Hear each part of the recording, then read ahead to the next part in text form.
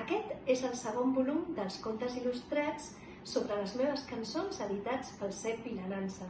Estic molt contenta perquè aquest és sobre una de les meves cançons més conegudes i estic segura que molts nens i nenes la coneixeu, Els dies de la setmana.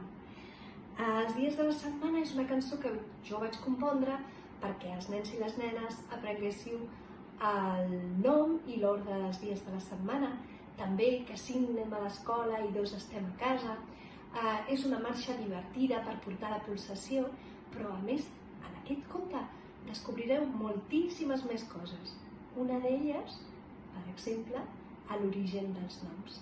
En aquestes il·lustracions tan boniques que ha fet en Sebastià Serra descobrireu moltíssimes coses. I una d'elles és que el dilluns és el dia de la lluna. El dimarts és el dia del planeta Mart. I el dimecres? Quin planeta serà?